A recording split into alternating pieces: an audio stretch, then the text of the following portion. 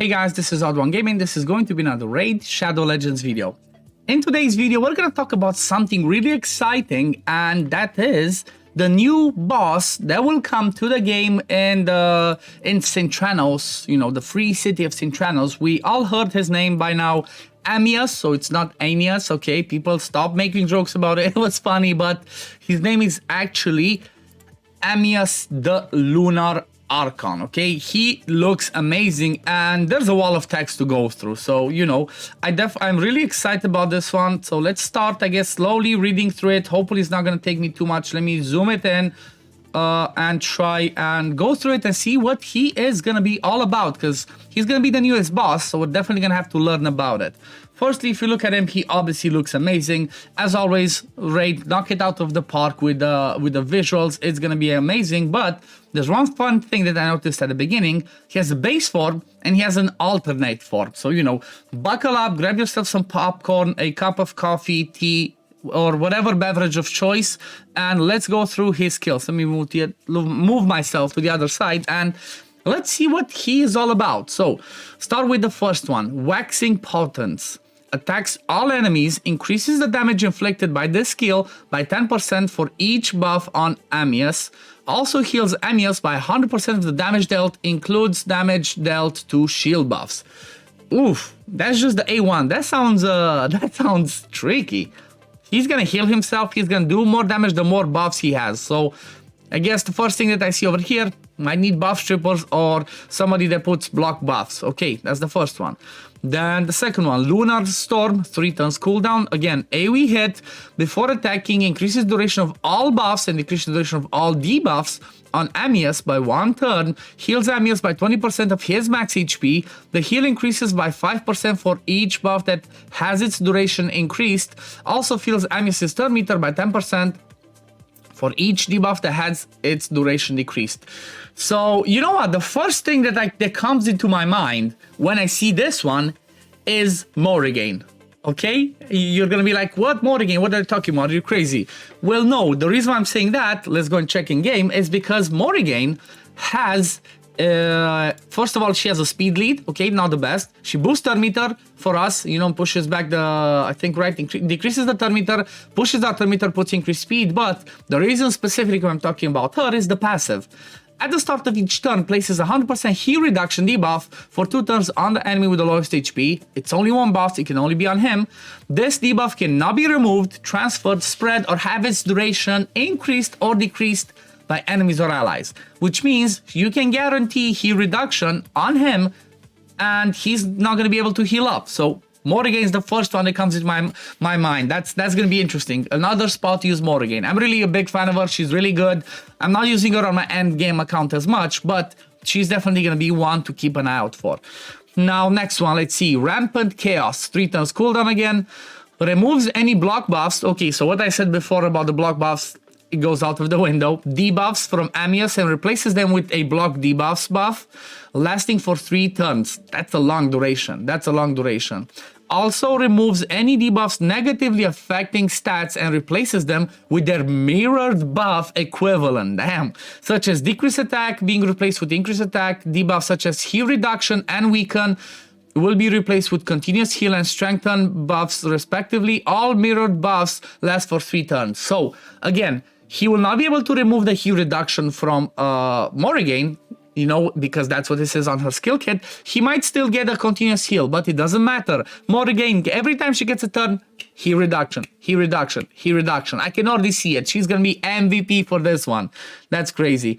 All mirror buffs last for 3 turns. Again, that's gonna be annoying. Then places a stun debuff on all enemies except mythical champions. Bruh. Except mythical champions for 1 turn, and then forces all mythical champions to change form. Oh god, that's gonna be weird. Oh man, that's gonna be weird because the changing form is on a 4 turn cooldown. Finally, fills Amius' turn meter by 10% for each debuff converted into a buff by this skill. So it kind of looks like buffs, debuffs are gonna be tricky in this team because actually, debuff. So all the debuffs in this form are gonna keep giving him turn meter, so it might be tricky, but still, Morrigan still MVP for what I'm seeing. Now let's see, passive, Robbed in Moonlight. Whenever an enemy is healed, Amius also heals by 25% of the value of the original heal. Doesn't work on heals from swapping HP and equalizing HP. Okay, that's an interesting way to look at the mechanic. That's good. Again, Morrigan MVP heals Amius by 100% of the damage inflicted against shield buffs. Oof. If a shield is removed by damage, Amius will heal equal to the full value of the shield. So honestly, in this form so far, like I said, the thing that I keep seeing and that's important is going to be heal reduction, aka Morrigan. I'm sorry if I say her name too much, but I'm just excited because she's going to be amazing for this. And I like it when content comes into the game, they make some champions that are kind of like mediocre or useless, they become useful. So again, this one's going to be good. Whenever an enemy decreases a skill's cooldown with an artifact, accessory, mastery, or skill, also decreases the cooldown of Amius's Archon's Ascendance skill by 1 turn. Which one is that? Archon Ascendance. Which one is that? Okay, the next passive. Okay, so let's move over to the next passive. Active effect. At the start of Amius's turn, places an Eclipse buff on him for 3 turns. This buff cannot be removed, transferred, spread, or have its duration increased or decreased by enemies or allies. Okay. So it doesn't say you cannot block it, so you could block it, which is good. Active effect, so basically before he gets a turn, if you do that first, you're going to be able to block it, and then it just depends with which one of the skills he's going to go. If he's going to go with the A3 first, that's good because you still block the Eclipse buff. Even though he's going to swap that with block debuffs, that's fine, you can remove that afterwards. So it seems like block buffs is going to be useful here again. This skill will be on a 4-turn cooldown at the start of the battle and whenever Amius transforms into his base form. Okay, so this one's just for the base form. Then passive revives Amius with 30% HP and 50% turn meter when killed while under an Eclipse buff. So if you block it from the beginning, that doesn't matter. This effect can, only activates if Amius is killed in his alternate form. Okay, so this one's going to be in the alternate form. So with this one, you can have somebody like Lydia to deal with it. Just straight up block him from reviving, and that's about it. Almighty Strength decreases damage. Damage from skills that scale based on any max HP cannot exceed 5% of the boss's max damage when attacking the boss. So we are already used to this one, but it's usually 10%. And as far as we were told, it is correct. It's only 5% for him, not 10%. So keep that in mind. It's not a typo. He's only going to take 5%. So, you know, all the Cold Hearts, Royal Guard, Acresia abusers, they're not going to be as useful here. So that's going to be interesting. Then Almighty Immunity, immune to stun, freeze, sleep, provoke. Basically most of the usual stuff. Debuffs, also immune to HP exchange effect, HP balancing effects, and cooldown increasing effect. So you cannot lock him out, you cannot put all the control on him.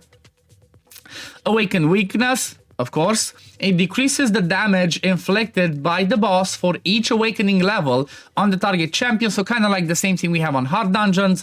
The higher awakened you are, the more damage you're going to do. The higher awakened you are, the less damage you're going to do. So that's, again, I'm not sure if I'm a big fan of this or not, but it is what it is. Now let's move over to, I think this is going to be his alternate form, right? Alternate form. So again, same thing. This is going to be the A1. Attacks one enemy 2 times, will ignore 100% of the target's defense. Ouch. Damage increases by 20% for each debuff on the enemy. Okay, this could hurt hard. Decreases Amius's ignored defense effect for each awakening level on the target champion. For you know, again, kind of like same thing. Again, I'm not a big fan of this because it just, I don't know. This one seems like a pay to win part of it, but as long as it's going to be the same way as it's with hard dungeons where it's not mandatory, I'm fine with it. Otherwise, it's going to be, you know, it's going to be painful. It's going to be painful to deal with this one. If this attack kills an enemy, instantly activates Amius's Maniacal Bedlam, which is going to be the A3. I guess let's read that one since it's connected to the A1. Removes any block debuffs buffs from enemies and replaces them with block buffs debuff lasting for 3 turns. Also removes any buffs positively affecting stats and replaces them with their mirror debuff. So kind of the same way he does on himself, he does it to us. So if you have increased attack, he puts decreased attack, continuous heal and strength are replaced with heal reduction and weaken, and all of them go for 3 turns. Then places a sleep debuff on all enemies except mythical champions. Again, I'm not sure I'm a big fan of that.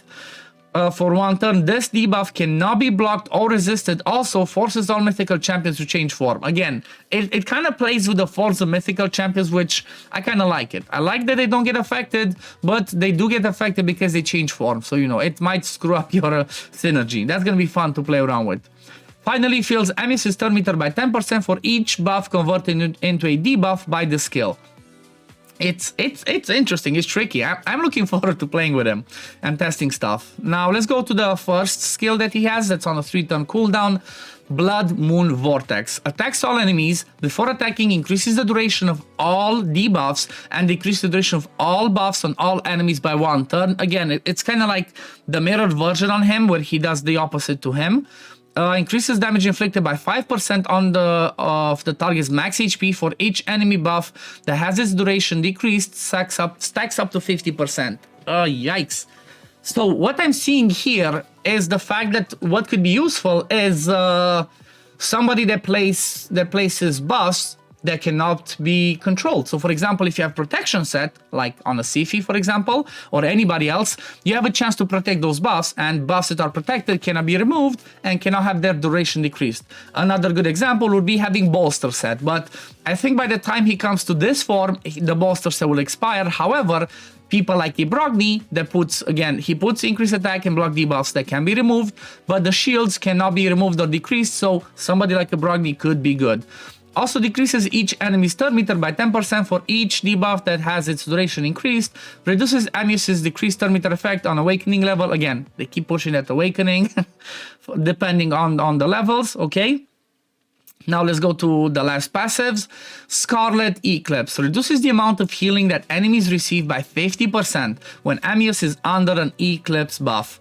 Okay, so again, if you block this one at the beginning, that can be good. Ignores shield, block damage, and unkillable buffs when Amius is under the Eclipse buff, so it kind of seems like you definitely need to block that one or remove it. Finally, whenever an enemy's cooldown is decreased, with an artifact, accessory, mastery, or skill, instantly activates Amius' Abyssal Construct skill against a random enemy, which is going to be the A1, which again can be tricky, can one-shot somebody, and then he can activate the A3. So there's going to be a lot going on. And it's going to be interesting. Same principle, Almighty Strength with the damage, Almighty Immunity, and then the last one again, the passive with the Awakened Weakness with the Awakenings. Whew, that was a lot, but it's pretty interesting. Like I said, it's pretty interesting because honestly, from my point of view, it makes some champions that were mediocre, maybe not as useful, extremely good now. Like I said, first call out, massive shout out, and I'm happy to have her built, is gonna be Morrigan. Her heal reduction that cannot be removed or cannot be cleansed, whatever, is gonna be amazing. She's gonna straight up keep him from healing in this base form. And then in the other form, like I said, if you have protection sets or any buffs that heroes play, such as Brogni, that cannot be removed, are going to be again amazing against this one. So yeah, this looks like it's going to be a complicated fight. But I'm definitely looking forward to it, and I'm 100% sure that one of the first teams that I'm going to try using is going to be something using my girl Morrigan, because she's going to be awesome. Like I said, turn meter boost, increased speed. Oh yeah, can his turn meter be influenced? Because it doesn't say, or maybe say that I missed it. Immune to that, immune to HP exchange, HP balancing, and cooldown increase. So it does not say we cannot control his turn meter. So because he gains a lot of it, you might be using people that control turn meter. Coldheart, she's coming back. Coldheart is coming back, and also does not have the. It does not have the passive that says that he reduces the turn meter control effect to half. Let me see at the dungeons if it says different. Actually, we can go to Doom Tower. Like any boss in the Doom Tower says that. So let me just do randomly one of these fights and get to the boss, and that's gonna show it. But that might be one of the tactics, because he boosts so much turn meter on all of his skills. One of the important tactics might be turn meter control, which again, Morrigan is gonna be MVP. Morrigan is gonna be the best one to use over here. I'm really curious. Maybe there's another spot in the game where I can click and see this, but I'm just lazy, or I cannot think right now where the right spot. So it's easier for me just to kill these ones, get to the boss, and check this one. I could have done that in a dungeon maybe as well. Okay, there we go. We got here. So let me stop it on auto. So let's see. Almighty Strength decreases the damage scales. Okay. Max HP cannot exceed 10%. Okay. Almighty immunity. Okay. Oh yeah, Almighty Persistence. All turn meter reduction effects are decreased by 50% when used against this boss. So Amius does not have Almighty Persistence, so turn meter control is back on the table. Turn meter control is back on the table, which means our girl Coldheart might still have a spot in this fight. But anyway, I guess we're gonna leave it at this in this video, guys. What do you think? What's your first impression on this boss? Who do you think is gonna be a useful hero against this one? Because useful champion against this one on whichever fork? Because I'm really curious. What do you guys think? If you guys give me some good ideas, I might be able to test it once it comes out. Test some of those ones and see how we can tackle them. But anyway, I'm really excited about this. I'm really looking forward to this one. Like I said in previous videos, the game was a bit stale for me in the last few months, but this one gets me really excited. I'm looking forward to testing and playing around with this one a lot. I'm really looking forward to it. But anyway, this is gonna be it for the video today, guys. As always, if you do enjoy my content, don't forget to like this video, subscribe to the channel to see when I upload next, and I'm gonna see you on the next one. Peace, love, take care, everyone. Bye, guys.